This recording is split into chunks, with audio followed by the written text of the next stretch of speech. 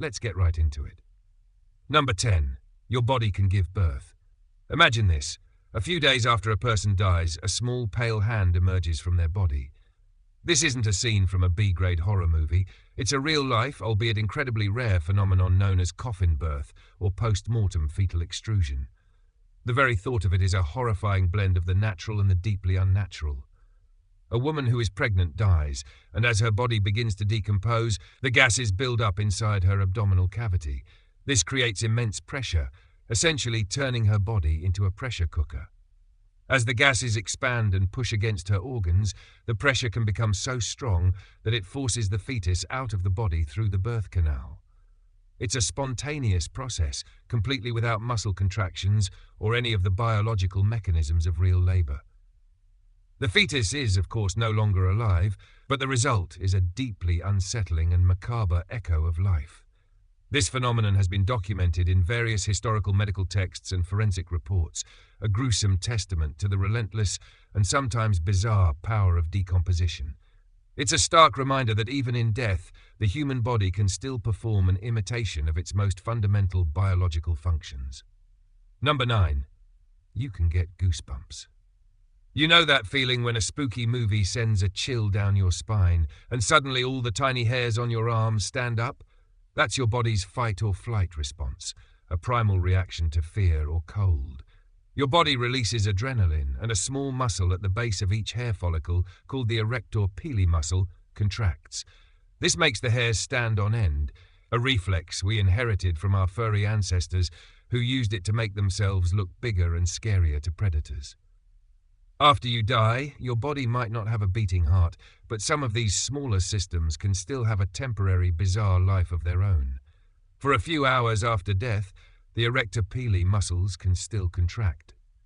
The cells in these muscles don't die all at once, and as they slowly run out of ATP, the energy currency of the body, they can misfire. A wave of these tiny muscle contractions can sweep across the skin, making the hair stand on end one last time.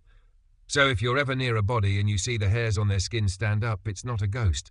It's just a final, biological chilling out. Number 8. Your muscles can still twitch.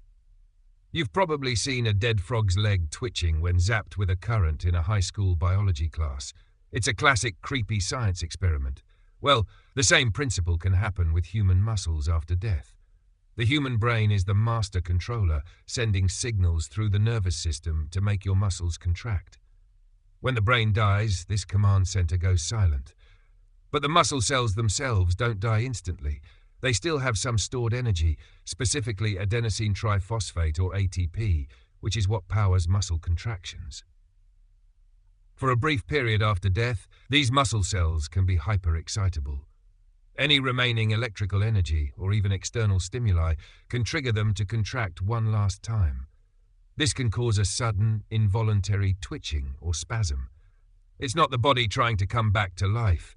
It's just the final uncoordinated electrical death rattle of the peripheral nervous system.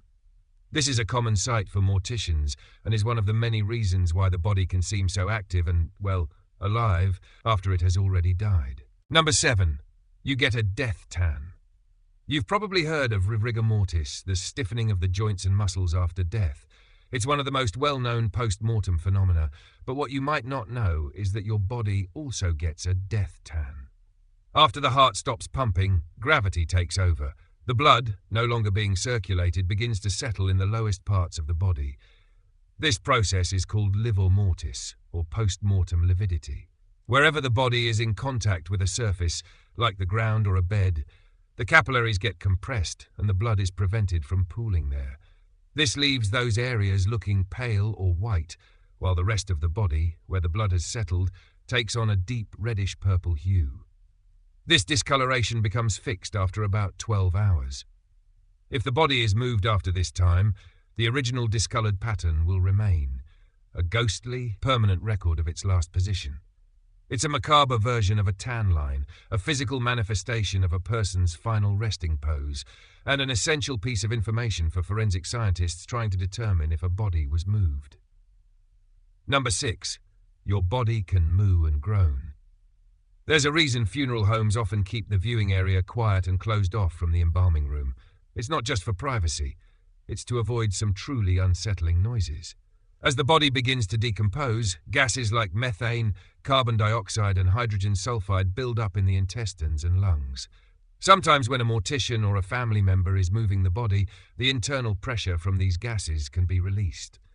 As the body shifts, air can be forced out of the lungs and through the vocal cords. The result? A sound eerily similar to a human groan, a creak, or even a low moo. It's not the spirit of the person trying to communicate from beyond the grave. It's a purely biological and deeply unsettling side effect of putrefaction. The sound is an involuntary expulsion of trapped air, and it's a perfect example of a totally normal scientific process that feels completely and utterly wrong. Imagine a grieving family member leaning over a casket for one last goodbye and being met with a low groan. It's one of the most disturbing truths of post-mortem care. Number 5. Your hair and nails look like they keep growing. This one is a classic trope in horror movies and urban legends. The idea that a dead person's hair and nails continue to grow, a silent, ghoulish act of defiance against death itself.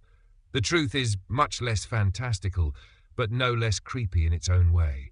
Your hair and nails don't actually grow after you die. Hair and nail growth are complex biological processes that require a lot of energy and hormones. The body is no longer producing either of those things. The illusion of growth happens because of a process called dehydration. After death, the skin and soft tissues of the body begin to dry out and retract. As the skin pulls back from the nail beds and hair follicles, it exposes more of the nail and the root of the hair, making them appear longer than they were at the time of death. So, while it looks like Uncle Frank's hair is still getting longer in his coffin, what you're really seeing is his skin shriveling up and pulling away, revealing what was already there all along. It's a grim optical illusion created by the slow decay of the human form. Number 4. You can still get an erection. This one might sound like a joke, but it's a real and scientifically documented phenomenon known as death erection, or angel lust. It's an involuntary post-mortem priapism that can occur in the bodies of men who have died, especially if they passed away under specific circumstances. The leading theory for this bizarre event is that it's related to the way blood settles in the body.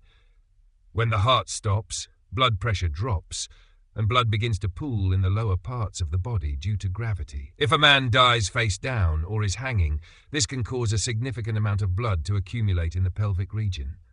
This increased blood volume, coupled with the lack of muscle tone after death, can cause the penis to become erect.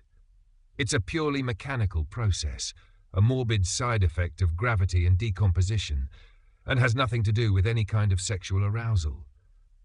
It's a common occurrence in forensic pathology, particularly in cases of hanging, and adds a deeply unsettling and awkward layer to an already tragic situation. It's a perfect example of a biological function carrying on in a way that is profoundly out of context and just wrong. Number 3. Your brain stays alive for a few minutes.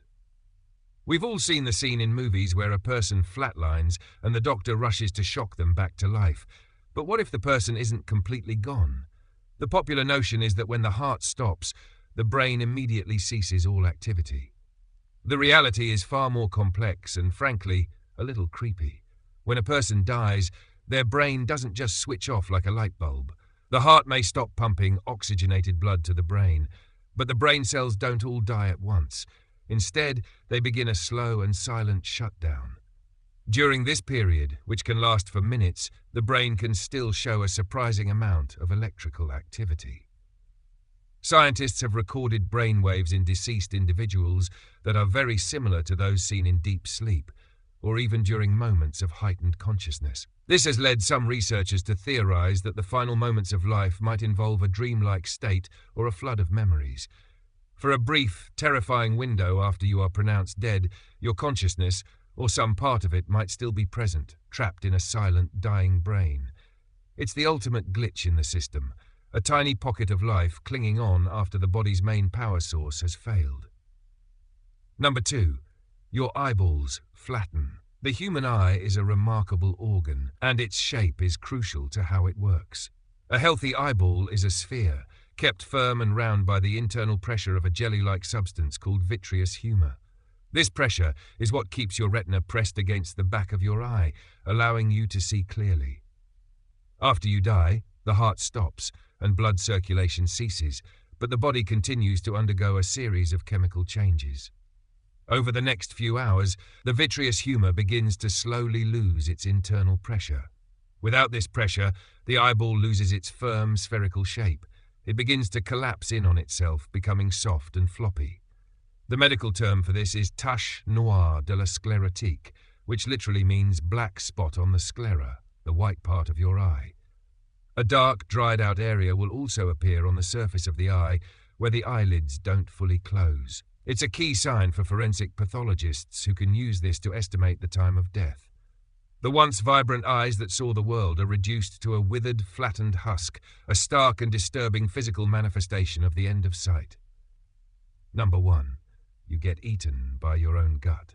This is arguably the most disturbing truth of all, a silent, internal betrayal that begins the moment you die. For your entire life, your body has been a complex ecosystem, and a massive part of that ecosystem is your gut microbiome. Trillions of bacteria, fungi, and other microorganisms that live inside your digestive tract. For the most part, these guys are your allies, helping you digest food and fighting off foreign invaders. But the relationship is a delicate one, and it's built on the constant policing of your immune system. The second your immune system shuts down after death, the truce is over. The bacteria in your gut, no longer contained, realize they've just been handed the keys to the kingdom. They immediately begin to multiply at an exponential rate, starting with the very organs they once helped. They will eat their way through the walls of your intestines and into your other internal organs, feasting on the tissues of the body that once housed them. This process is called putrefaction, and it's what causes the terrible rotting smell associated with death.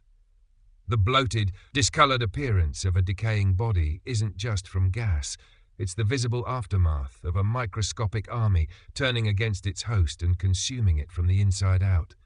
Your body, in its final act, becomes the ultimate buffet for the very life forms it once nurtured. That's all for today. I'll be making similar videos in the future. Subscribe to see them.